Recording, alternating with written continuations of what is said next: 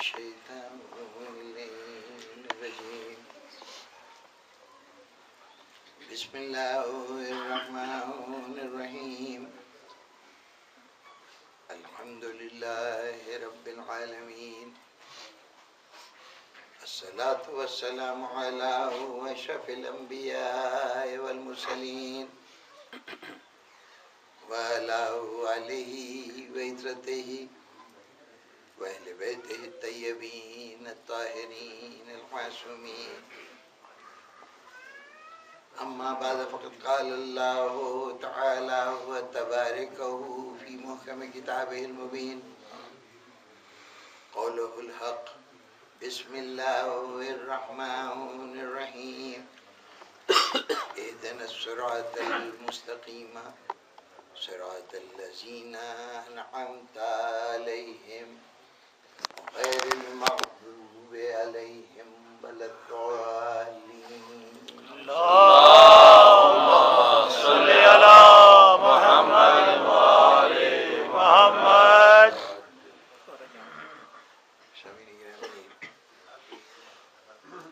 سورہ مبارکہ الحمد، فاتحہ، سورہ دعا، سورہ شفا، متعدد نام ہیں اس مبارک سورہ کے. اس کی آخری آیت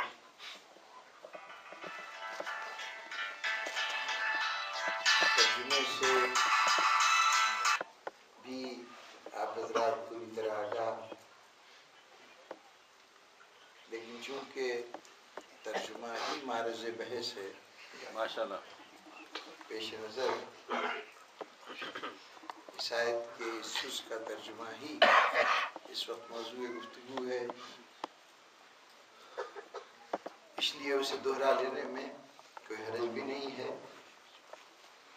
اپنے ذہنوں میں آپ حضرات تکرار فرما لیں اہدنا الصراط المستقیم، پروردگارا صراط مستقیم پر ہدایت عطا فرما، یا صراط مستقیم پر چلتے ہوئے ہمیں اس پر ثابت قدم رکھ. ماشاءاللہ، یہ دونوں ترجمے ممکن ہیں. صراط مستقیم دکھا دے، ہدایت دے اس کی، یا صراط مستقیم پر ہمیں ثابت قدم رکھ.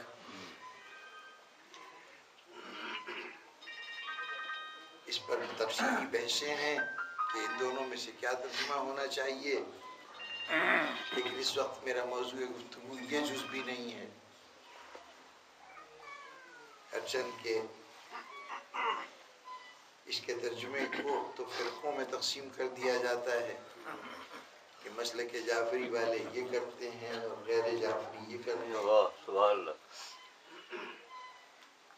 حالانکہ ہر دو اعتبار سے دونوں ترجمے صحیح ہیں، گرامر کے اعتبار سے بھی اور اپنی معنویت کے اعتبار سے بھی. موضوع نہ ہوتے ہوئے عرض کر دوں کہ گرامر کے اعتبار سے تو یوں صحیح کہ طلب دعا اہدنا الصراط المستقیم بظاہر یہ محسوس ہوتا ہے کہ کسی ایسے عمل کے لیے خواہش کی جا رہی ہے جو پہلے سے موجود نہیں ہے، لیکن قرآن مجید نے کئی مقام پر صورتحال جو موجود تھی اس کے لیے اسی نوع کے الفاظ کا استعمال کیا ہے.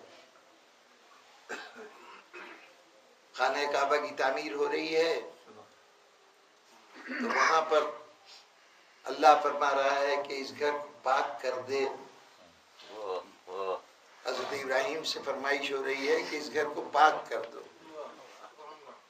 تو ذرا غور فرمائیے کہ جس عمارت کے لیے پتھر اٹھا اٹھا کے جبرائیل دے رہے ہوں، ایک نبی نیچے سے پکڑا رہا ہو، دوسرا نبی اس کو استوار کر رہا ہو، وہاں نجاست آئی کہاں سے تھی؟ تو اس کا یہی مطلب ہوگا کہ اس کو طاہر رکھ، طاہر کرنے کا مفہوم نہیں ہوگا. اور یہی صورتحال آئے تطہیر میں بھی ہے کہ وہاں بھی اگر اللہ کہتا ہے کہ ہم نے تمہیں پاک و پاکیزہ کر دیا تو اس کا مطلب یہ نہیں ہے کہ نعوذ باللہ وہ پہلے سے کسی نجاست میں آلودہ تھے اور اب پاک کیا گیا. تو قرآن مجید میں اس کی متعدد مثالیں موجود ہیں، اس لیے یہ دونوں معنی لیے جا سکتے ہیں. اور اگر کوئی ہدایت کا راستہ پا لینے کی دعا یہ سمجھ کے کر رہا ہے کہ پہلے ہدایت یافتہ نہیں ہے تو اس کو سوائے اس کی ناسمجھی کے اور کچھ اور نہیں کہا جا سکتا. ماشاءاللہ بہت خوب. اس لیے کہ اسی آیت کی سورے کی تلاوت کرتے ہوئے اقرار کر چکا آغاز یہاں سے کہ وہ وہی ذات ہے کہ جو رحمان و رحیم ہے، پھر وہ رب ہے کہ جو عالمین کا پالنے والا ہے، توحید بمائے اس کی صفات کے اس کا اقرار، اس کے بعد رحمان و رحیم کا ذکر کرنے کے بعد مالک یوم الدین کا ذکر. تو یوم الدین سے قیامت پر ایمان بھی موجود ہے، اور یہ ساری خبر پہنچانے والے کے اس فریضہ نبوت پر بھی یقین ہے کہ جس کے تحت ان الفاظ کو اللہ کا ارشاد سمجھا جا رہا ہے. بھئی قرآن مجید کو اگر اللہ کا کلام سمجھا جا رہا ہے تو جس کے ذریعے سے کلام پہنچا ہے اسے اللہ کا نبی ماننا پڑے گا.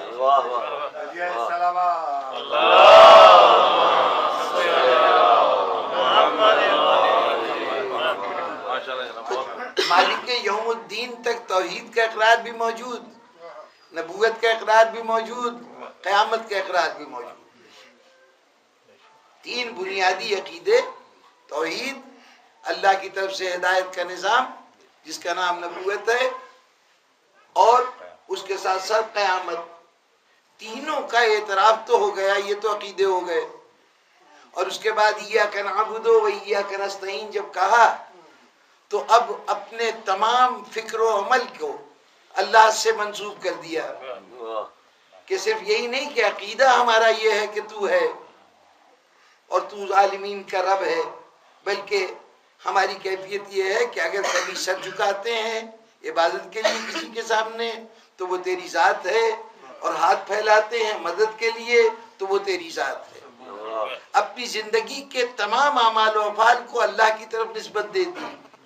اب ذرا سوچئے کہ جو مومن یہ عقائد رکھتا ہو اور یہ اس کا عمل ہو کہ وہ اللہ ہی پر انحصار کرتا ہو، تو اب کون سا صراط مستقیم باقی ہے جس کی ہدایت کی ضرورت ہے؟ اس لیے اس اعتبار سے تو مفہوم نہیں لیا جا سکتا کہ ہم صراط مستقیم پہ نہیں ہیں، ہمیں صراط مستقیم دکھا دے. اس مقام تک پہنچنے سے پہلے صراط مستقیم کے تمام اجزاء کا اقرار کیا جا چکا کہ ہم صراط مستقیم پہ ہیں. تو پھر یہ دعا کیوں کہ ہمیں سیدھا راستہ دکھا دے؟ تو وہ اگر اس مفہوم کے حوالے سے دیکھا جائے تو یہ مفہوم ہماری سمجھ میں یوں آتا ہے کہ معاملہ ہے صراط مستقیم پر چلنے کا، راستے پر چلنے کا. اس راستے کی صفت یہ کہ مستقیم ہے. اب چلنے کا عمل مسلسل عمل ہے، ایک قدم زمین پہ ہے، دوسرا قدم خلا میں اٹھایا ہوا ہے. جب یہ قدم رکھا جائے گا تو پچھلا قدم اٹھ جائے گا. مستقل طور پر کیفیت یہ کہ ایک قدم رکھا جاتا ہے، ایک اٹھایا جاتا ہے. اب جب قدم رکھنے لگے، اٹھے ہوئے قدم کو رکھنے لگے، تو اس بات کا قوی امکان ہے کہ وہ قدم ذرا سے ٹیڑھا ہو جائے. اگر کم ترین زاویے پر بھی وہ مڑ گیا قدم، تو اب اس کے بعد جو اگلا قدم اٹھے گا وہ مستقیم خط سے اور زیادہ ہٹا دے گا. اس لیے ایک مسلسل چلتے ہوئے فرد کے لیے ضروری ہے کہ ہر قدم پہ سوچے کہ صراط مستقیم پر ہے یا نہیں ہے. اس لیے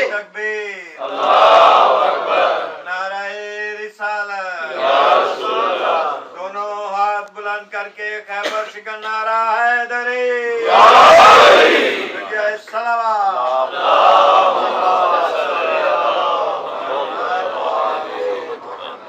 تو اس اس لیے اگر یہ مفہوم لیا جائے کہ پروردگارہ ہمیں صراط مستقیم کی جانب ہدایت فرما، تو یہ بھی معنی لیے جا سکتے ہیں ان معنی میں کہ چل تو رہے تھے صراط مستقیم پر، لیکن ہر قدم پر ضرورت ہے کہ اللہ رہنمائی کرے، ہدایت فرمائے، اور کہیں ہمارا قدم ڈگمگانے نہ پائے۔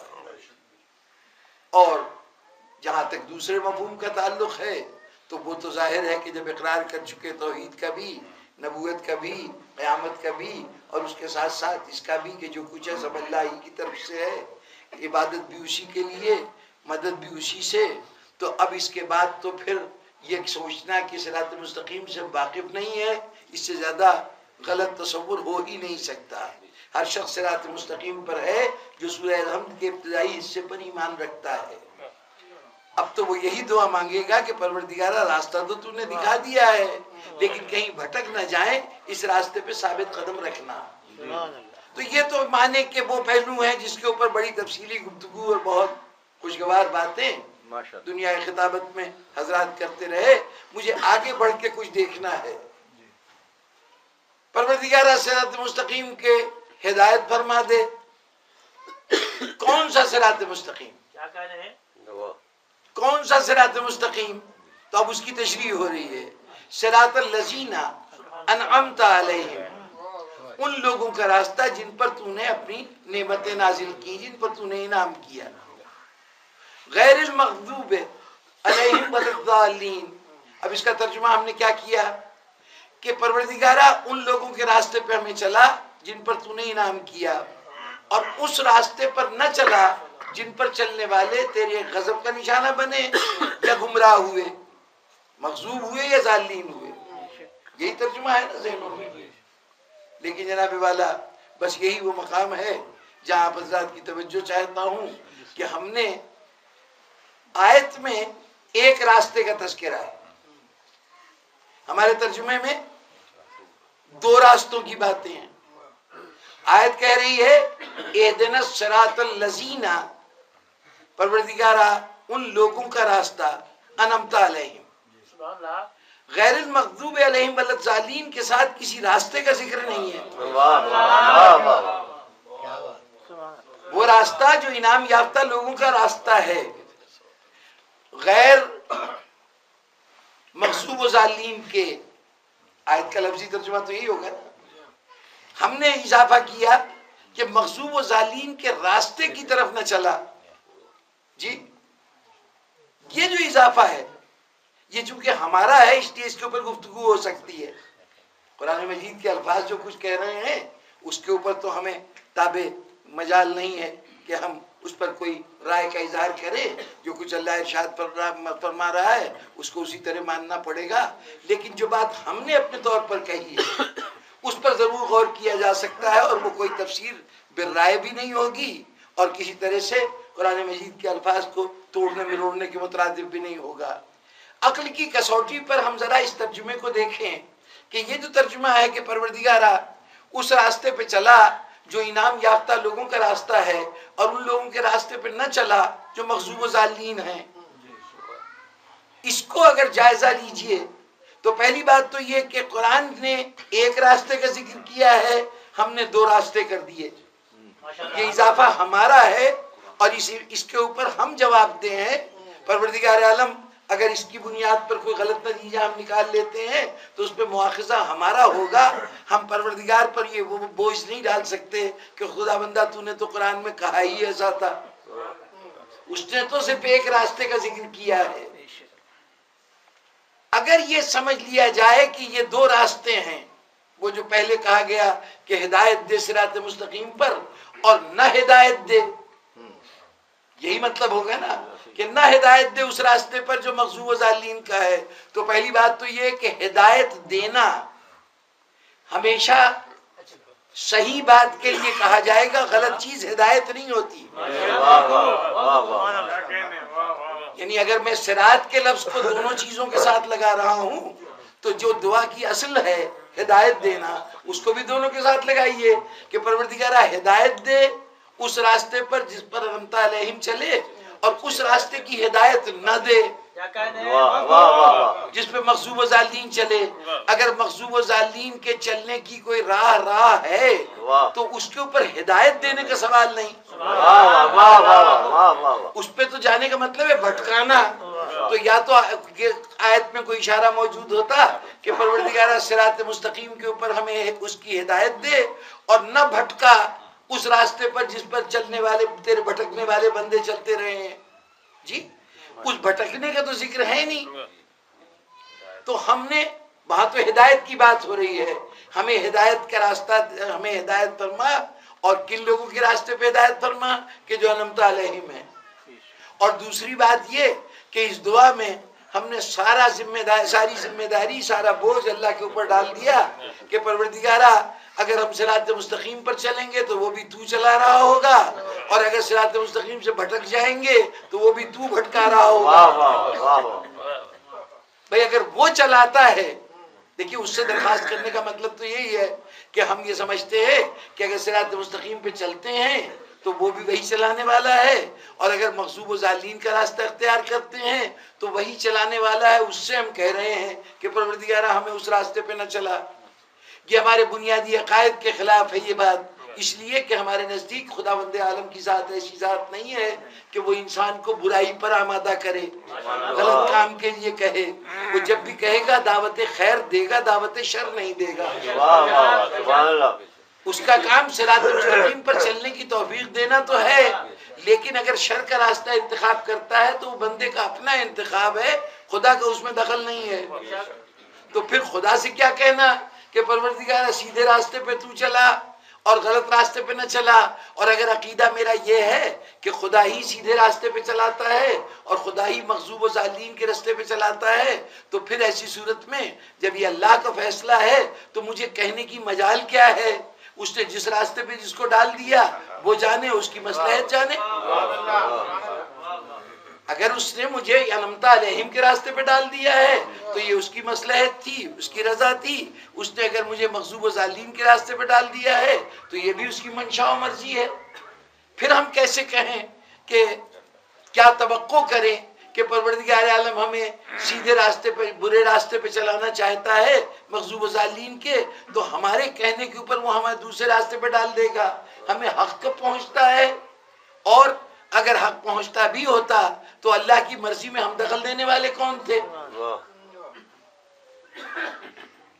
اور ایک زبان کا مسئلہ بھی ہے کہ اگر یہ کہا جائے کہ انعمت علیہم کے راستے پہ چلا اور مغضوب و ضالین کے راستے پہ نہ چلا تو یہاں پر گویا مراد یہ ہوا کہ دو راہیں ہیں. خیال رہے کہ انعمت علیہم کی راہ تو راہ ہے، قرآن خود کہہ رہا ہے صراط مستقیم صراط الذین انعمت علیہم، یہ تو راہ ہے. اب اس راہ کے برعکس کوئی صورت اختیار کی جائے مغضوب و ضالین کی تو وہ راہ چلنا نہیں ہوگا، وہ گمراہی ہوگا. وہ تو گمراہی ہوگا. تو پروردگارہ راہ دکھا دے، پروردگارہ گمراہ نہ کر. لیکن گمراہی کا تو کوئی لفظ قرآن مجید کی اس آیت میں موجود نہیں ہے، صرف راہ کا تذکرہ ہے. تو کہیں کوئی غلطی ہو رہی ہے، ترجمے میں کوئی غلطی ہو رہی ہے. ہم انعمت علیہم کے ساتھ یہ لفظ لگا رہے ہیں کہ ایک راستہ وہ ہے جو انعمت علیہم کا ہے، اور ایک راستہ ہم فرض کر رہے ہیں کہ مغضوب و ضالین کا راستہ ہے. لیکن ہم نے دیکھا کہ عقل کی کسوٹی پر مغضوب و ضالین کا کوئی راستہ ممکن نہیں ہے. ایک تو وہ ہمارے عقیدے کے خلاف ہوگا، ہم خدا کی طرف تمام برائیوں کی نسبت نہیں دیتے، اس کی طرف صرف خیر کی نسبت دی جاتی ہے، برائیوں کی نسبت نہیں دی جاتی. مغضوب و ضالین کے راستے پہ چلنا برائی ہے تو اس کی نسبت اللہ کی طرف نہیں دی جا سکتی کہ وہ چلاتا ہے اور وہ روکتا ہے. یہ ہماری اپنی منشا، ہمارا اپنا فیصلہ اور ہمارا اپنے اختیار کو استعمال کرنا ہے کہ ہم اس راستے پہ چلتے ہیں نہیں چلتے. تو ایک عقیدے کی خلاف ورزی ہے اور دوسرے عقل بھی کہہ رہی ہے. پھر زبان کا بیان بھی بتا رہا ہے کہ اللہ نے صرف ایک راستے کا ذکر کیا ہے، دو راستوں کا تذکرہ نہیں کیا.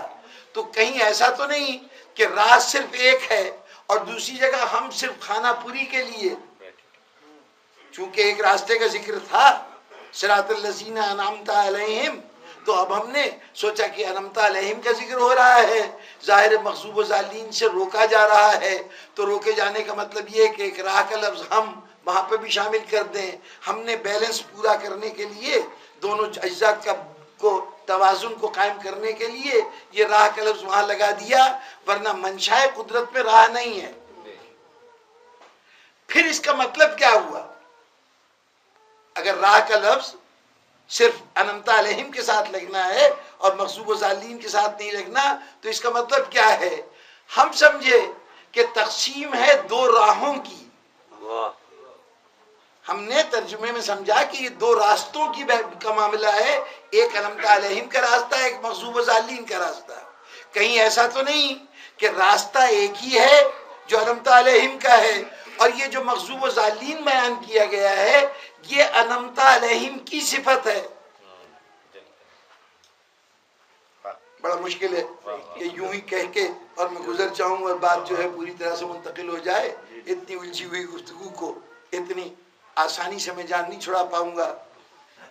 اگر یہ کہا گیا کہ یہ صفت ہے انعمت علیہم کی، تو کیا ترجمہ ہوا میرے اس لفظ کے کہنے کے بعد کہ پروردگارا مجھے ہمیں صراط مستقیم پر رکھ، وہ صراط مستقیم کہ جن پر چلنے والے تیرے انعام یافتہ لوگ ہیں۔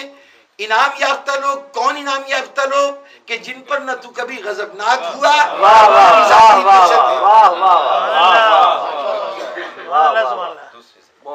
اس کو صفت قرار دیا جائے انعمت علیہم کی، راہ کی صفت نہیں ہے، راہ کی صفت نہیں ہے مغضوب و ضالین۔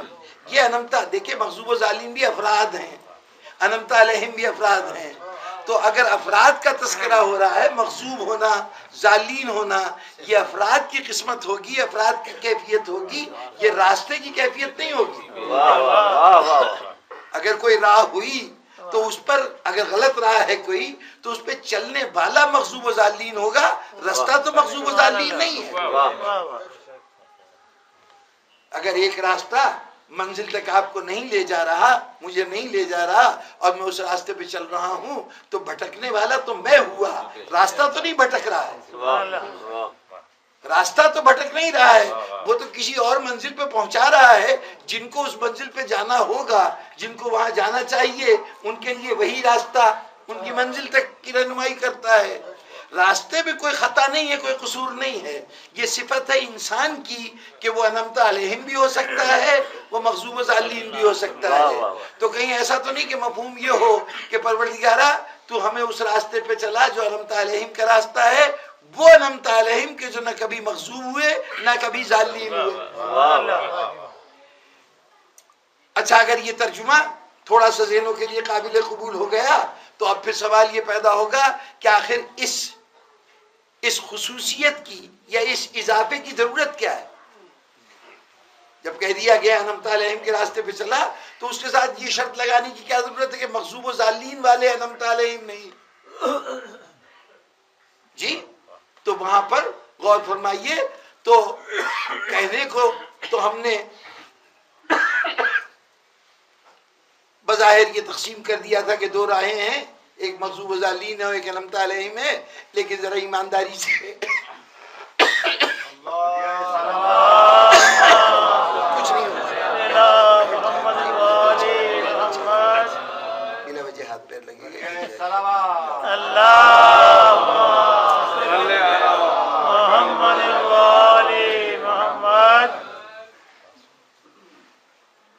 ذرا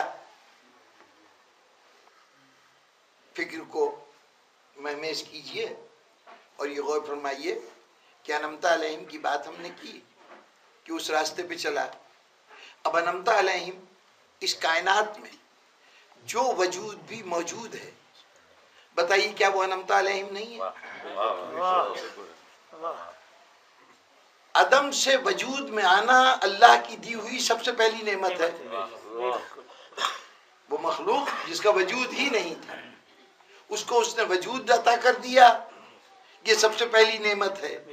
اس وجود کو حیات دے دی، اس سے بڑی نعمت۔ اس حیات کے ساتھ عقل و شعور دے دیا، اس سے بڑی نعمت۔ یہ جتنے حیوان ہیں، یہ جتنے چرند پرند ہیں، یہ جتنے शजर और हजर हैं, आलम नबातात है या आलम जमादात है, ये सब अनअमत अलैहिम है। और फिर उसमें इंसान होना सबसे बड़ी नेमत है कि अल्लाह ताला ने अपनी मखलूक में हमें उस गरोह में पैदा किया कि जो मखलूक उसकी निगाह में सबसे बुलंद मर्तबा है, जो अशरफुल मखलूकात है। तो अशरफुल मखलूकात में पैदा हो जाना ही नेमत है। फिर उसके बाद इस जिंदगी के दौरान अगर रिस्क मिल रहा है तो नेमत है, अगर अक्ल शऊर मिला है तो नेमत है, अगर सेहत व तवानाई मिली है तो नेमत है, अगर अजीज और रिश्तेदार मिले हैं तो नेमत है, अगर औलाद अता हुई है तो नेमत है, ओहदा मर्तबा जाह मनसब ये सब नेमतें हैं। अब ये नेमतें पूरी इंसानियत में तकसीम है जी। क्या अता करते हुए कभी उसने देखा कि इसको नेमत दूं और इसको न दूं? ये अताअत गुजार है, फरमा बरदार है, ये मेरा कहना मानता है, मेरी मंशा पे चलता है, इसलिए इसको नेमतों से सरफराज करूं, और वो मुझसे गुरेजा है, मैं मेरी अताअत नहीं करता, मेरे फरमान की परवाह नहीं करता, उसे महरूम कर दूं जी। तक़सीम नेमत में इस दुनिया में कभी उसने इम्तियाज नहीं रखा, बल्कि एक और ज़िमनी गुफ्तगू के इसी सूर्य में जो 2 मरतबा बिस्मिल्लाह में भी और उसके बाद भी रहमान रहीम का लफ्ज इस्तेमाल हुआ, तो दोनों लफ्ज के मानी एक हैं। माशाअल्लाह, रहमत करने वाला, रहमान के भी वही माने हैं, रहीम के भी वही माने हैं। तो ये 2 लफ्ज क्यों इस्तेमाल हुए? तो उलमा ने उसका मफहूम ये बयान किया कि रहमान वो होता है कि जो रहमतें देता है, अपनी नेमतों से नवाजता है, लेकिन ये देखे बगैर कि हकदार कौन है और हकदार कौन नहीं है। और रहीम वो है कि जो हक वो देता तो है लेकिन हक के मुताबिक देता है। अल्लाह रहमान भी है, रहीम भी है, बिला हक को देखे भी देता है और हक को पैमाना बना के भी देता है। लेकिन ये दोनों निज़ाम 2 कायनातों में, 2 आलमों में तकसीम है, एक ये दुनिया है और एक आखिरत है। दुनिया में वो रहमान है, आखिरत में रहीम है। नारे तकबीर, नारे रिसालत, नारे हैदरी, नारे सलात।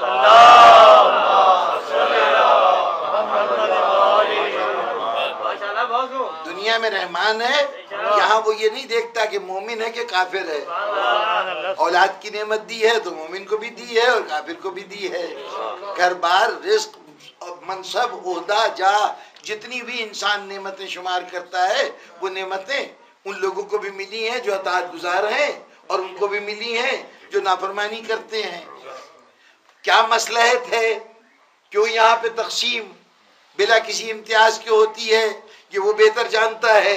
अपनी अक्ल में तो इतनी सी बात आती है कि उसने इस दुनिया को इम्तिहान गाह करार दिया है, उस दुनिया को नतीजे की मंजिल करार दिया है। इम्तिहान गाह में, कमरा इम्तिहान में बैठा हुआ तालिब इल्म लायक भी है, नालायक भी है। वो भी है कि जो इस इम्तिहान का हक अदा करेगा, अपनी काबिलियत, अपनी दानिश फहम से ये साबित करेगा कि वो अहल था कि इस इम्तिहान में हिस्सा भी ले और इसके बाद अगले दर्जे में तरक्की भी दी जाए। और यहीं पर वो नालायक तालिब इल्म भी बैठा हुआ है जिसको जो इस काबिल ही नहीं था कि वो इम्तिहान दे सकता या उसमें कामयाबी हासिल कर सकता, लेकिन सिर्फ इस इम्कान के पेश नज़र कि ये काबिल तालिब इल्म है, ये पास हो जाएगा, और ये नालायक तालिब इल्म है, ये नाकाम हो जाएगा, इस इम्कान को सामने रखते हुए काबिल तालिब इल्म को वक्त भी ज़्यादा दिया जाए, दूसरी सहूलतें भी दी जाए कि ये जी भर के अपनी काबिलियत का इजहार करे, और दूसरा जो नालायक है उससे कहा जाए कि अगर 3 घंटे का वक्त उसको दिया गया है तो तुम्हारे लिए तो आधा घंटा भी बहुत है, खाली पर्चा देने के लिए आधा घंटा भी ज़्यादा है जी। तो क्या ज़रूरत है तुम्हें इतना वक्त देने की, इसलिए आधे घंटे के बाद कमरा इम्तिहान से निकल जाओ। ऐसे मौके पर फौरन कहा जाएगा कि नहीं, ये खिलाफ अदल होगा कि इम्तिहान के मरहले पर इम्तियाज कर लिया जाए नतीजे को सामने रखकर। इम्तिहान में जो कुछ उनकी कारकर्दगी होगी, नतीजा उसकी बुनियाद पे होगा, सिर्फ इम्कानात की बुनियाद पे फैसले नहीं होंगे। तो चूंकि ये दुनिया इम्तिहान है, ये आलम इम्तिहान है, तो यहाँ पर अगर वो इम्तियाज करता कि किसी को देता और किसी को न देता, तो न देने वाला कहता परवरदिगारा मेरा कसूर क्या था, کہ مجھے محروم رکھا گیا، مجھے بھی ملتا تو میں صلاحیتوں کا مظاہرہ کرتا، میں اپنی قابلیت کا مظاہرہ کرتا، تو نے موقع ہی نہیں دیا۔ اس لیے دنیا میں موقع یکساں ہے، یہاں پر دیتے ہوئے وہ نہیں دیکھتا کہ کسی کا عمل کیا ہے، کردار کیا ہے، لیکن جب نتیجے کی منزل آئے گی تو وہاں تو بہر طور دیکھا جائے گا کہ کس نے کیسا پرچہ کیا ہے۔ تو آخرت کی منزل نتیجے کی منزل ہے، جزا و سزا کی منزل ہے، انعام و اکرام کی، یا جس نے نالائقی کا مظاہرہ کیا ہے اس کو سزا دینے کی منزل ہے۔ تو وہاں پر تو اہلیت دے کر فیصلہ ہوگا، استحقاق دیکھ کر فیصلہ ہوگا۔ دنیا میں بغیر کسی حق کے وہ عطا کرتا رہتا ہے، تو جب دنیا میں وہ بلا کسی حق کے عطا کرتا ہے تو پھر دنیا میں انعمت علیہم کون فرد ہے جو نہ ہو؟ بھئی کم سے کم جب تک سانس آ جا رہی ہے تو سانس کو باقی رکھنا بھی اس کے رزق کا نتیجہ ہے۔ جو رزق عطا کرتا ہے اسی کے نتیجے میں سانس آتی جاتی ہے۔ جس دن سلسلہ رزق منقطع ہو جائے حیات باقی نہیں رہتی، تو اگر حیات باقی ہے تو یقیناً نعمتوں کے نتیجے میں باقی ہے۔ تو زندگی میں کون سا انسان ہے جو انعمت علیہم نہیں ہے؟ مومن و کافر اگر اس حوالے سے دیکھنا ہے تو نمرود جو خدائی کا دعویٰ کر رہا تھا، فرعون جو خدائی کا دعویٰ کر رہا تھا، صاحب تخت و تاج بھی تھے، صاحب وسائل بھی تھے، یقیناً لوگوں کو دینے کی صلاحیت رکھتے تھے، تبھی تو خود کو خدا کہہ رہے تھے اور دنیا مان رہی تھی۔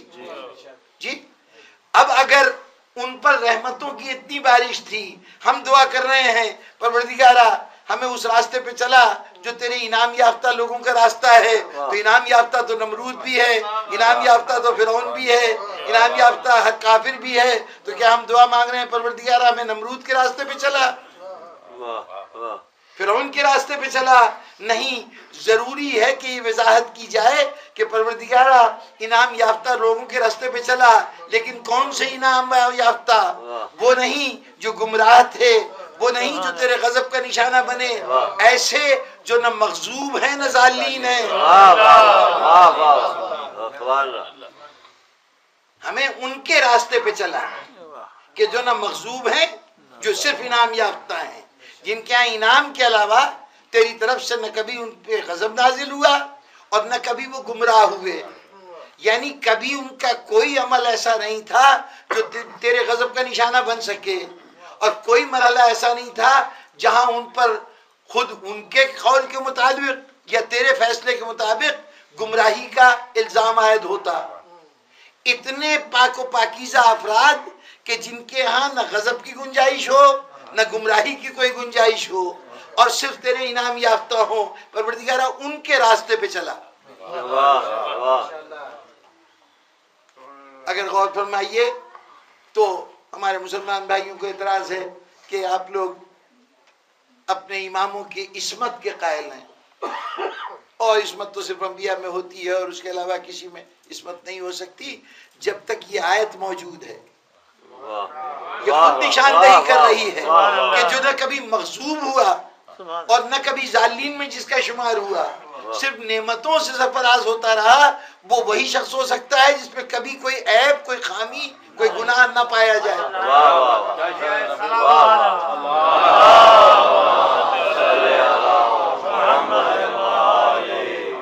اور یہ مغضوب و ظالمین میرا معین کردہ مغضوب و ظالمین نہیں ہے، یہ میں فیصلہ نہیں کروں گا کہ وہ اللہ کے غضب کا نشانہ بنا کہ نہیں۔ ہماری تو کیفیت یہ ہے کہ جہاں کسی کو مصیبت میں دیکھتے ہیں ہم سمجھتے ہیں اللہ کا غضب نازل ہو رہا ہے، کبھی اس حوالے سے نہیں سوچتے کہ یہ ہو سکتا ہے کہ یہ امتحان کے مراحل ہوں۔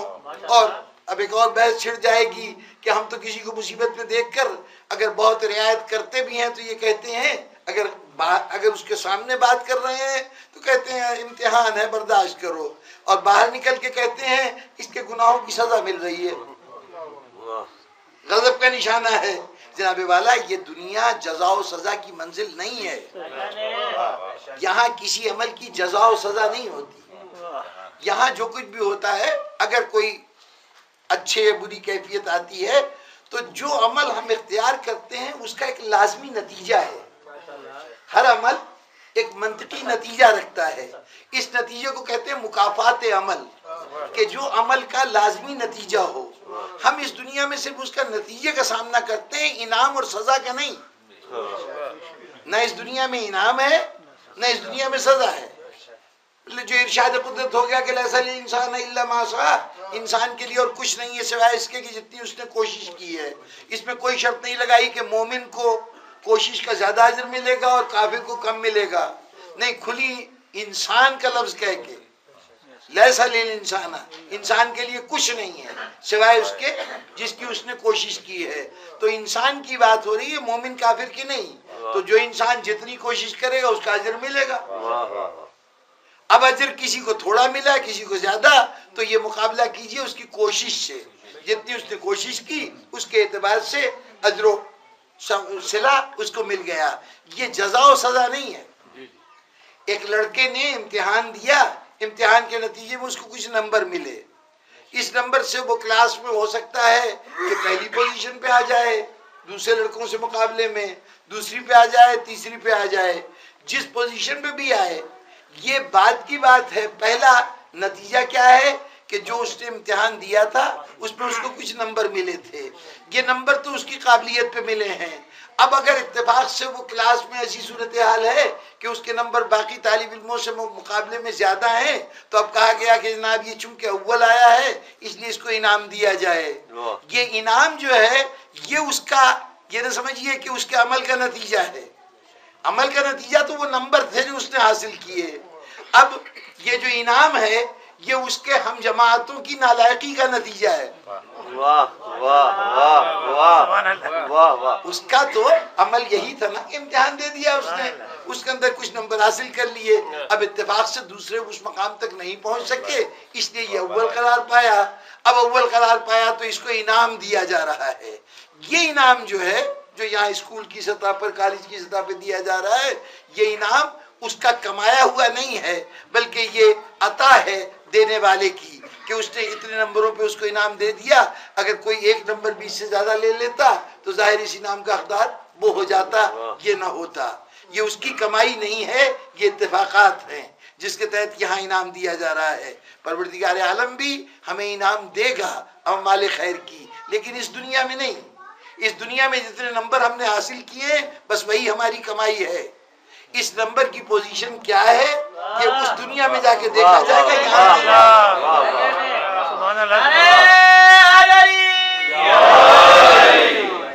یہاں تو ہم کسی کے اعمال شمار کریں گے تو یہ دیکھیں گے کتنی نمازیں پڑھی، کتنے روزے رکھے، کتنے حج کیے، اس اعتبار سے اعداد و شمار جمع کر سکیں گے۔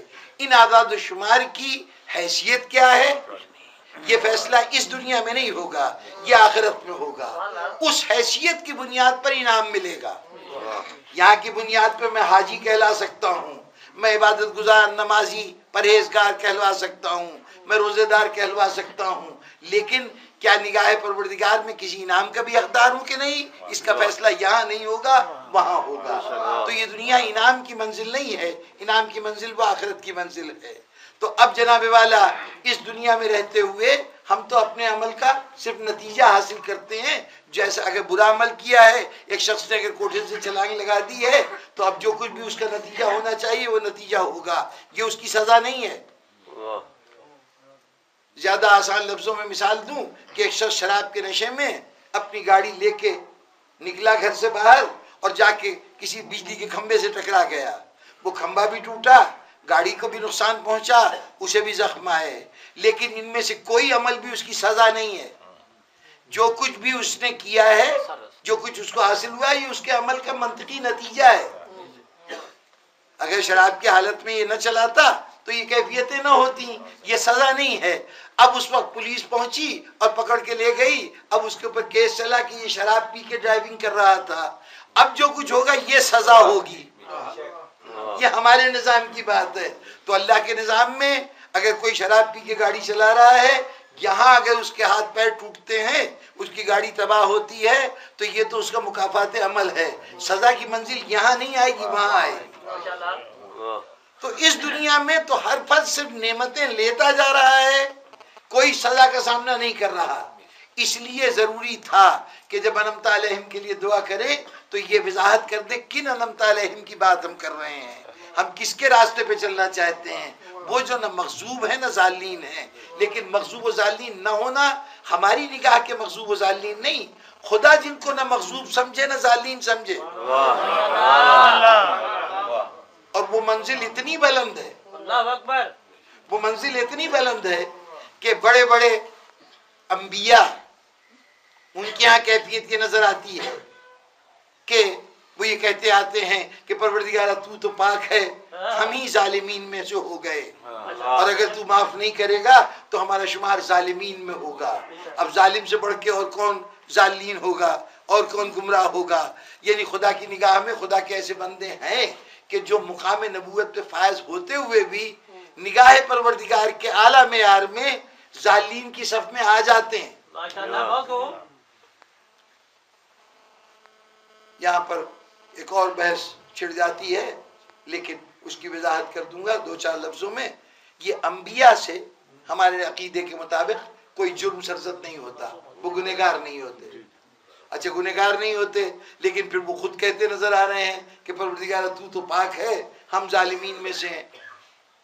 وہ خود اپنے آپ کے ظالم ہونے کا اعتراف کر رہے ہیں. تو کوئی ظلم ہوا ہے جو ظالم ہے؟ تو جناب والا یہ ظلم کوئی وہ ظلم نہیں ہے جو ہمارے لغت کے اعتبار سے ظلم ہوتا ہے.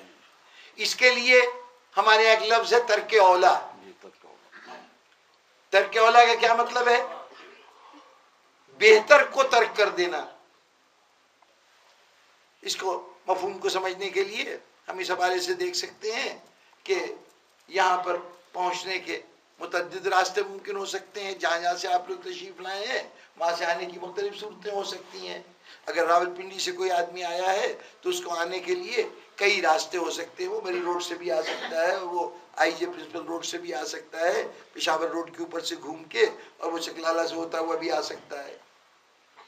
ان راستوں میں یقیناً کوئی راستہ بہترین راستہ ہوگا اور کوئی راستہ یعنی ٹریفک کے اعتبار سے، راستے کے شور و ہنگامے کے اعتبار سے، راستے کی ساخت کے اعتبار سے ہموار ہے کہ نہیں ہموار ہے، راستے کی طوالت کے اعتبار سے ہر راستہ اپنی اپنی صفت رکھتا ہے. اب ان ساری صفات کو جمع کیا جائے، تفریق کی جائے اور اس کے بعد فیصلہ کیا جائے کہ بہترین راہ کون سی ہے. آنے والا جب یہاں پہ پہنچا تو کسی بھی راستے سے آنا چاہے وہ یہاں پہ پہنچ جائے گا. اگر اس راستے پہ قدم رکھا جو یہاں آتا ہے تو چاہے وہ کوئی بھی راہ ہو اس میں پہنچ تو جائے گا. لیکن آنے والوں میں اگر کچھ وہ لوگ ہیں جن کا آنے کا اتفاق پہلی مرتبہ ہوا ہے تو ان کے لیے تو ہم کہتے ہیں کہ بھئی آپ کسی بھی راستے سے آ گئے تو کوئی بات نہیں، آپ پہنچ گئے، بڑی خوشی کی بات ہے.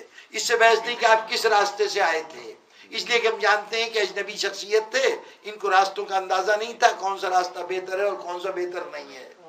لیکن ایک شخصیت جو روز کی ان راستوں پہ چلنے والی ہو، اسی شہر کے رہنے والے ہوں اور ان کے لیے معمولات ہوں، وہ اس راستے کو اختیار کریں جو طویل بھی ہو، جس پہ ٹریفک بھی زیادہ ہو، وقت بھی زیادہ صرف ہو. تو ہم کہیں گے کہ جناب اور آ جاتے تو آ جاتے، آپ سے تو امید نہیں تھی. یعنی یہی کام وہ کرتا کہ جو اجنبی ہوتا اس شہر میں یا جو اجنبی ہوتا ان راستوں سے، تو ہم اس کے اوپر کوئی اعتراض نہ کرتے. ہم کہتے ٹھیک ہے تمہیں یہاں پہنچنا تھا، تم پہنچ گئے، اچھی بات ہے، تمہیں منزل مل گئی. لیکن اعتراض اس پہ ہوگا جو جس سے توقع نہ کی جا سکے، جو جاننے والا ہے وہ یہ کام نہ کرے.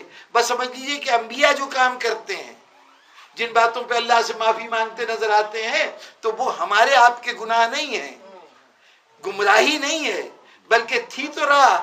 لیکن اللہ کی طرف سے ان پر اعتراض یہ ہے کہ تم خدا کے نبی ہوتے ہوئے جو علم تمہیں عطا کیا گیا ہے، اس علم کے باوجود تم نے کمتر کو اختیار کیا، بہتر کو چھوڑ دیا. میرا اور آپ کا کمتر اختیار کیا ہوا قابل قبول ہے، اللہ کی طرف سے اس کے اوپر کوئی مواخذہ نہیں ہوگا. لیکن نبی جس کو اللہ نے خصوصی طور پر علم لدنی سے سرفراز کیا ہے، اگر وہ اس بات کو چھوڑ دے تو وہاں پر جواب طلب ہو جائے گا اور اسے ये कहना पड़ेगा कि परवरदिगार तू माफ न करे तो मैं गुनहगारों में शुमार हो जाऊंगा, मैं जालिमों में शुमार हो जाऊंगा। ये जुल्म हमारा आपका जुल्म नहीं है, ये गुनाह हमारा आपका गुनाह नहीं है, बल्कि ये वो मंजिल है कि जिस बुलंद मंजिल पे वो फायज हैं उनसे तवक्को नहीं थी कि वो कमतर का इंतखाब करेंगे। इसको कहते हैं तर्क औला। अंबिया की हद तक तर्क औला की इजाजत थी, जमात अंबिया में तर्क औला की इजाजत थी कि वो मासूम रहते थे, यानी उनसे कोई ऐसा गुनाह सरजद नहीं होता था जो हमारे और आपकी शरीयत के मुताबिक गुनाह है, लेकिन उनके बुलंद मर्तबे के एतबार से वो काम उन्हें नहीं करना चाहिए था। तो ऐसे अमल का उनसे इर्तिकाब हो जाना ये अंबिया की हद तक तो काबिल कबूल था। जब तक अंबिया और रसूल आते रहे यही कानून चलता रहा। एक नया ओहदा अल्लाह ताला मुतारिफ कराने जा रहा था। जब उस ओहदे के तारुफ का मरहला आया तो सबसे पहले तो वो जात के जो मनसब नबूवत के एक बहुत ही बुलंद मकाम पे फायज थी, उस जात के लिए इरशाद हुआ वइज़्तला इब्राहीम रब्बहू बिकलिमातिन, अल्लाह ने इब्राहीम का कुछ कलिमात से इम्तिहान लिया फातम्महुन्ना, और जब वो इम्तिहान में मुकम्मल तौर पर कामयाब हो गए, जब मुकम्मल तौर पे कामयाब हो गए तो क्या कहा गया, काला इन्नी जालुका लिन्नास इमामा, इब्राहिम जाओ आज हम तुम्हें लोगों का इमाम बनाते हैं। मालूम हुआ कि जब तक नबूवत और रिसालत थी तब तक तर्क औला के बावजूद भी इस्मत कायम रहती थी, लेकिन इमामत वो मनसब था कि इसको अता करने से पहले सतह वो बुलंद हो जानी चाहिए इस्मत की, कि उस मकाम पे इस्मत आ जाए कि यहाँ तर्क औला की भी गुंजाइश ना हो।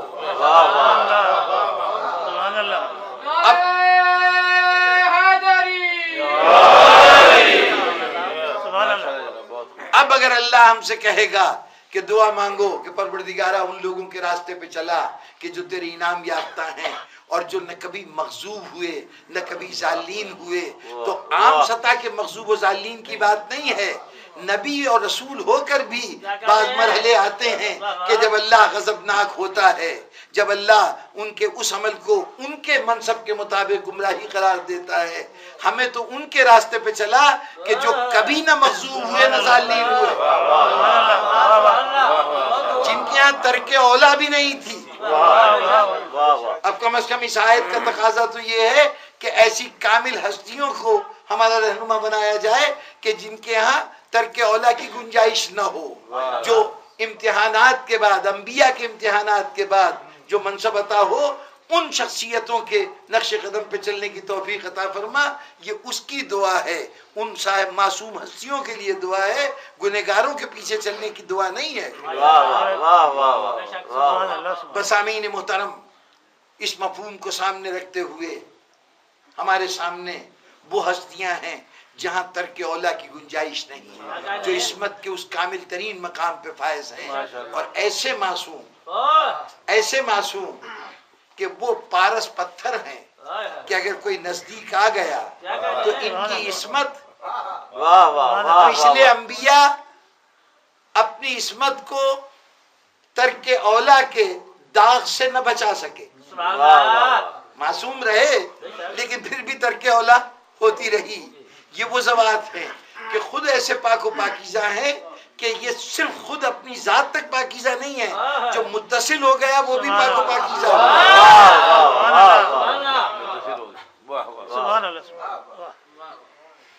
कम अज कम।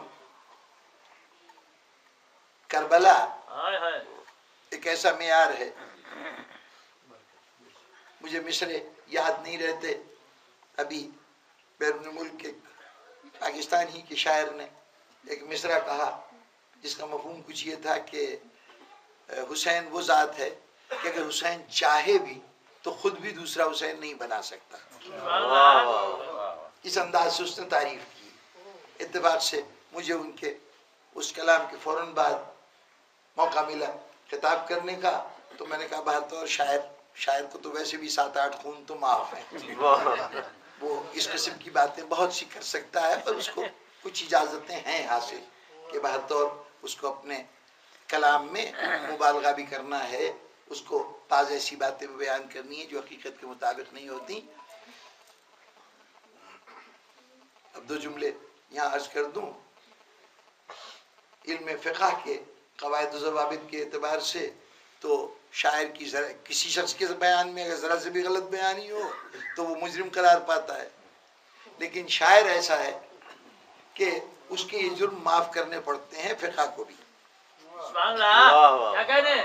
اس لیے کہ یہ مورخ کا کام ہے کہ وہ حقائق کو پیش کرے، ماشاءاللہ، یہ سائنسدان کا کام ہے کہ جب وہ بات کرے تو جو بات کہہ رہا وہ عین مطابق حقیقت ہو۔ صحیح، شاعر کے سامنے بھی ایک حقیقت کو منتقل کرنا ہے، ایک پیغام کو دوسرے تک پہنچانا ہے، لیکن یہ پیغام مجموعہ حقائق نہیں ہے جو دوسرے تک منتقل کرنا ہے، بلکہ شاعر کے پیش نظر کچھ جذبات ہیں جو دوسروں تک منتقل کرنے ہیں، کچھ احساسات دوسروں تک منتقل کرنے ہیں۔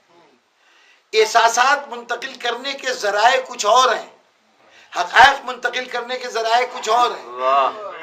حقیقت کو بجنس ہی جیسے ہے ویسے بیان کیا جائے تب حقیقت منتقل ہوگی، لیکن جذبات منتقل کرنے کے لیے اگر بالکل ویسے ہی کچھ بیان کر دیا جائے تو اس کا کوئی تاثر نہیں ہوگا، تاثر کے لیے کچھ بڑھانا پڑے گا، کچھ گھٹانا پڑے گا۔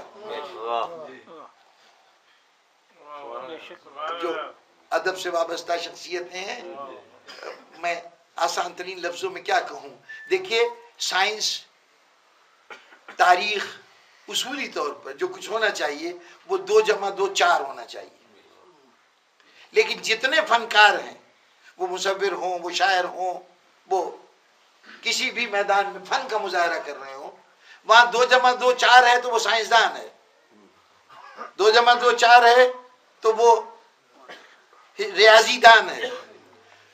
شاعر اور فنکار کا کام یہ ہے کہ 2 + 2 5 کر دے یا 3 کر دے، اگر وہ یہ نہیں کرتا تو شاعر نہیں، فنکار ہے ہی نہیں۔ دیکھیں سیدھی سی بات، آسان سی مثال سے بات سمجھ میں آ جائے گی کہ تمام تصویریں لائنوں سے بنتی ہیں، وہ ٹیڑھے میڑھے خطوط ہوں یا سیدھے خطوط ہوں، اسی سے تصویر بنے گی۔ سیدھی لائن کھینچ دی، آپ نے کہا یہ لائن ہے، 10 20 لائنیں بنا دی، انہوں نے کہا جی بہت سی لائنیں کھینچ دی گئی تھی، لائن ہی کہیں گے نا۔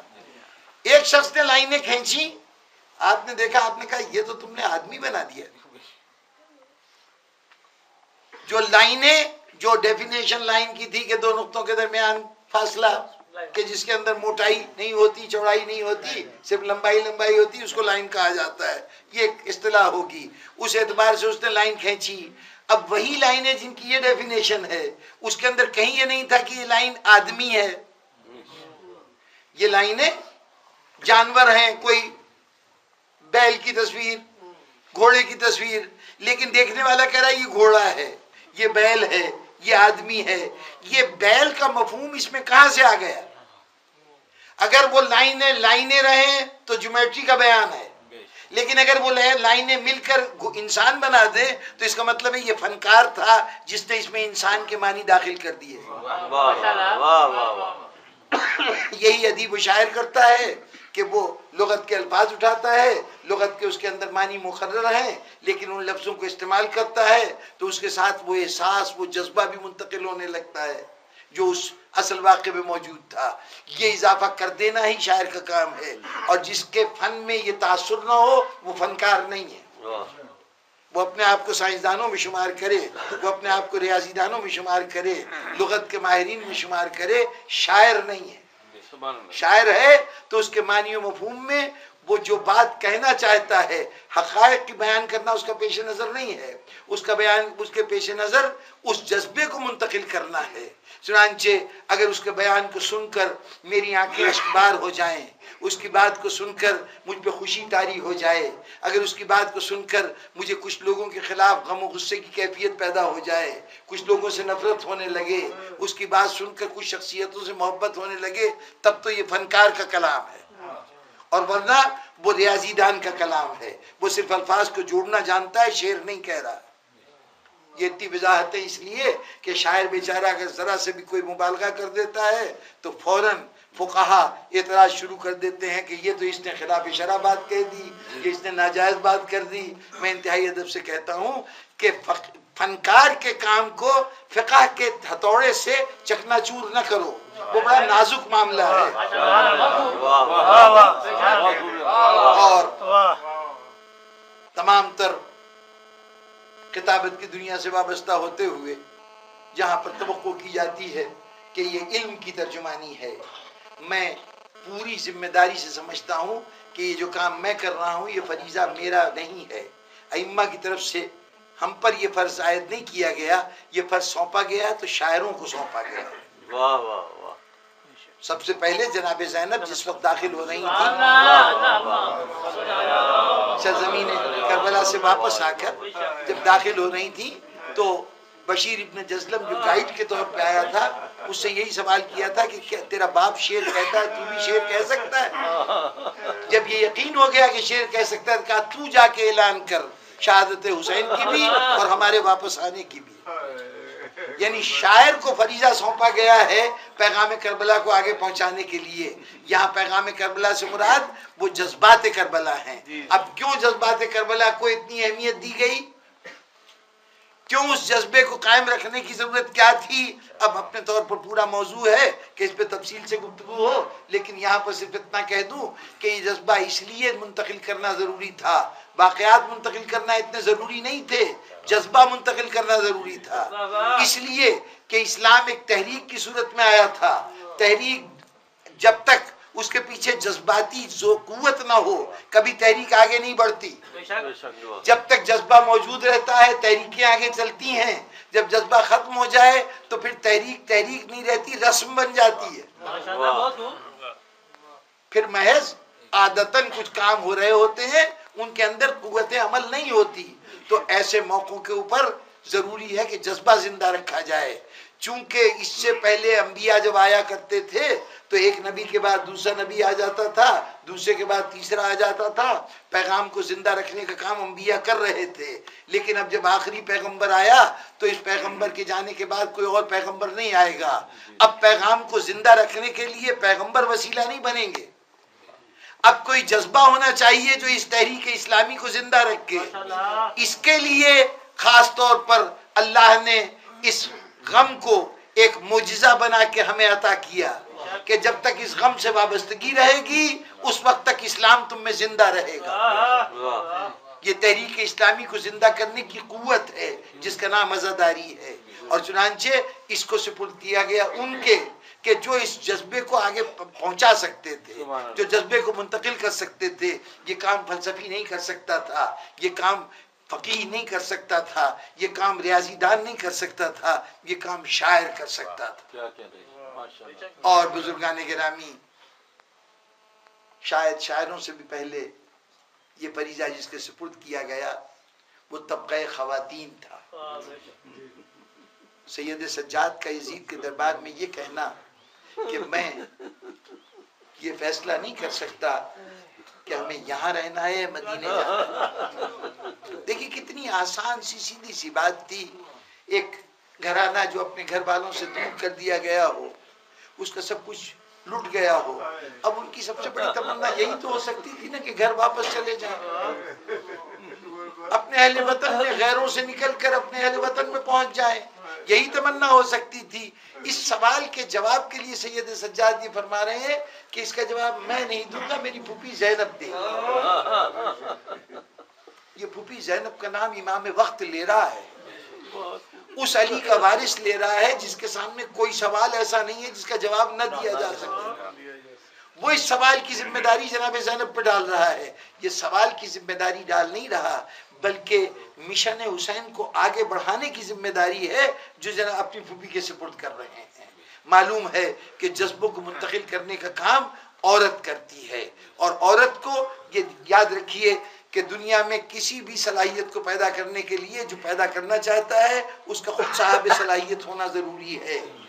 अंग्रेजी का मशहूर मुहावरा है कि लव बिगेट्स लव। जहाँ मोहब्बत होगी वही नतीजे में मोहब्बत हासिल कर सकती है, वरना नफरतें मोहब्बत तो नहीं पैदा कर सकती। तो जहाँ जज्बा होगा वहीं जज्बा पैदा होगा।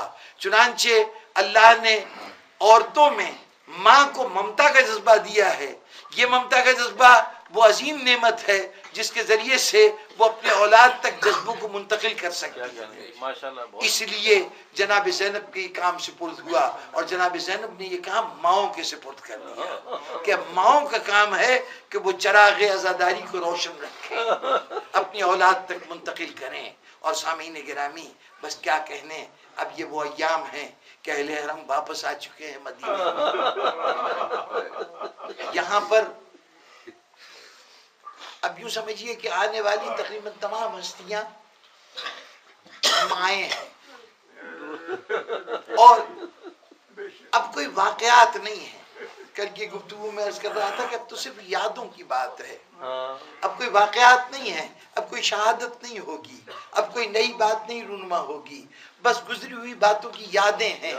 اور اس میں جو مائیں ہیں ان کی یادیں کیا ہوں گی؟ ذرا غور فرمائیے. مدینہ ان ایام میں ویران گود والی ماؤں کی سرزمین ہے. ایک ماں نہیں، فہرست ہے. وہ ماں جو کربلا گئی تھی وہ بھی، اور جو مدینے میں رہ گئی تھی وہ بھی. سب سے پہلی تو مدینے میں رہنے والی ایک ماں تھی کہ جنت البقیع میں جا کے گریا کرتی رہتی تھی اور ساتھ کہتی تھی لوگوں مجھے جو کہتے ہو ام البنین کہتے ہو نا، بیٹوں کی ماں، تو آئندہ سے ام البنین نہ کہنا، اس لیے کہ جن بیٹوں کی وجہ سے ام البنین تھی اس میں سے کوئی نہیں بچا. یہ ایک ماں تھی. ایک ماں وہ تھی کہ جو بچوں کو یاد کر کے روتی تھی تو یہ کہہ کے روتی تھی اے اونو محمد تم بڑے مظلوم،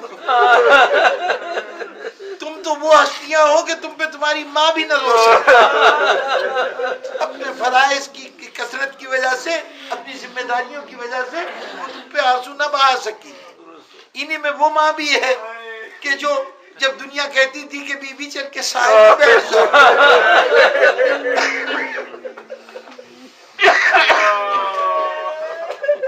تو وہ بی بی یہی کہتی تھی کہ میں سائے میں کیسے جا کے بیٹھ جاؤں، میرے 6 مہینے کے بچے کی لاش کو قبر سے کربلا کے میدان میں تپتی دھوپ میں ڈال دیا گیا. ایک ماں کا تذکرہ جس کے متعلق ہمیں تاریخ نے تو خاموشی اختیار کی رکھی، لیکن وہی شاعر کے احساسات ہیں جو بعض اوقات شخصیتوں کا جائزہ لیتے ہوئے، انسانی فطرت کا جائزہ لیتے ہوئے بعض ان کہی کہانیوں کو بھی محسوس کر لیتے ہیں. یہ ماں کون سی ہے؟ اللہ نے 5 اولاد دی تھی، 4 بیٹے اور 1 بیٹی. 2 بیٹے کربلا میں مارے گئے.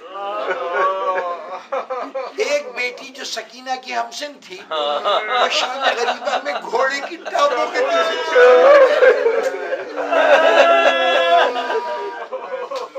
2 بچے ایسے تھے کہ جو باپ کے ساتھ گئے تھے، باپ مارا گیا، اس کے مرنے کی خبر آ گئی، اس کے کٹے ہوئے سر کو بھی دیکھ لیا، معلوم ہو گیا کہ شوہر مارا گیا ہے.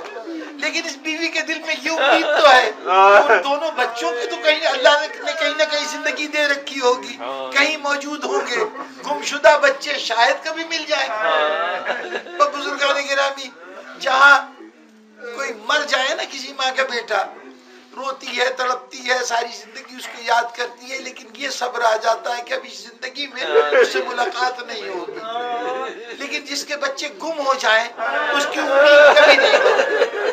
وہ اپنی آخری سانس تک یہ سوچتی رہتی کہ شاید وہ گمشدہ بچہ مل جائے. تو اب چاہے کسی کتاب میں نہ لکھا ہو، لیکن عقل انسانی کہتی ہے، فطرت انسانی کہتی ہے کہ جب کوفے کے بازار میں بیویاں گزری ہوگی تو کم از کم ایک رقیہ رہی ہوگی جو مجمع میں دیکھ رہی ہوگی کہیں میرے محمد ابراہیم میرے گمشدہ بچے یہاں تو نہیں ہیں.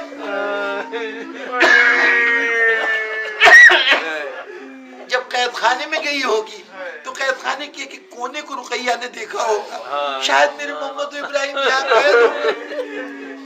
سارا کوفہ کا سفر ہو گیا، شام کا سفر ہو گیا، قید خانے میں اتنا عرصہ گزار چکی، تقریباً سال بھر کے بعد مدینے پہنچنا ہوا۔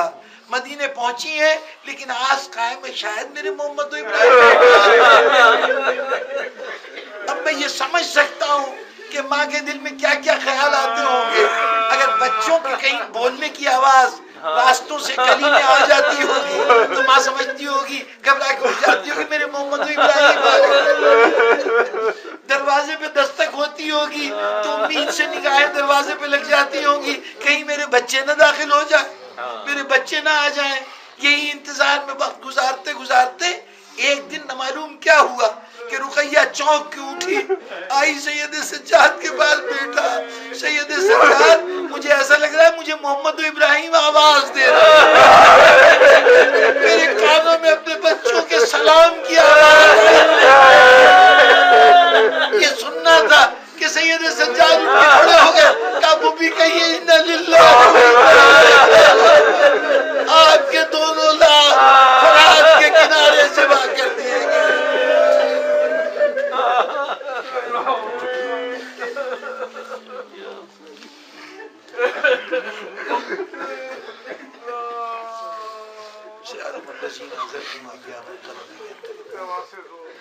رب العالمین ہمارے تذکرے کو قبول فرمائے، ہمارے گناہان صغیرہ و کبیرہ صراط مستقیم پر سے بات عظیم کی تمام حاجتوں کو پورا فرمائے۔ یا اللہ مومنین کو شر مخالفین سے محفوظ فرمائے۔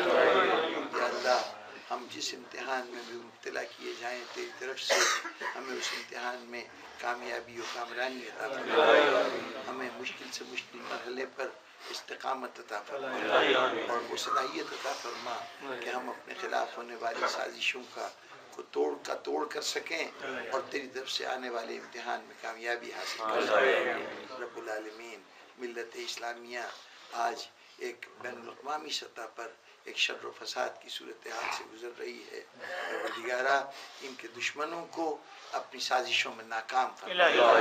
یا اللہ ہمیں اتنا عقل و شعور دے کہ ہم اپنوں اور غیروں میں امتیاز کر سکیں، دوست اور دشمن کو پہچان سکیں اور اس کے مطابق اپنی زندگی گزار سکیں۔ بالخصوص مومن کے لیے بڑا ضروری ہے، مومن روایتوں کا پابند رسمی زندگی گزارنے والا انسان نہیں ہے، مومن وہ ذمہ دار شخصیت ہے جو حالات اور وقت کے مطابق فیصلے کرتا ہے اور شریعت کے تقاضے پورے کرتا ہے۔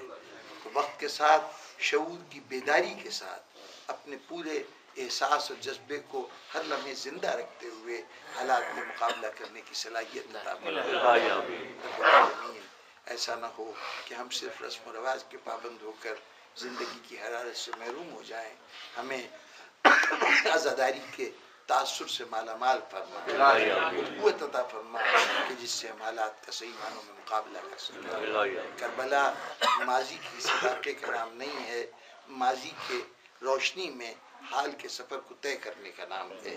پروردگارا ہمیں توفیق دے کہ ہم اپنے حال کو کربلا کی روشنی میں سنوار سکیں۔ یا اللہ تا ظہور امام زمانہ ہمیں اپنے فرائض ادا کرنے کی توفیق عطا فرما، اور یا اللہ ہماری دعاؤں کے میں ایک یہ بہت بڑی دعا ہے کہ پروردگارا ہم اس نعمت سے محروم ہیں کہ اپنے امام کی زیارت نہ کر سکے، پروردگارا اس زندگی میں ہمیں شرف زیارت امام عطا فرما، اور جسے امام کی زیارت حاصل ہو اسے توفیق نصرت امام بھی عطا فرما۔ اللہم تقبل منا انکا انت السمیع العلیم۔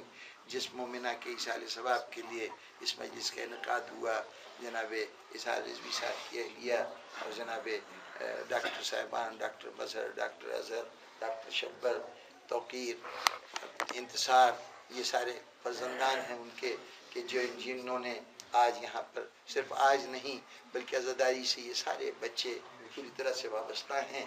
یا اللہ جس ماں کے تربیت کے نتیجے میں اولاد عزادار بن جائے، اس ماں کے تیری بارگاہ میں سرخرو ہونے میں کوئی شک و شبہ نہیں ہے، یقیناً اس کے درجات بلند ہوں گے۔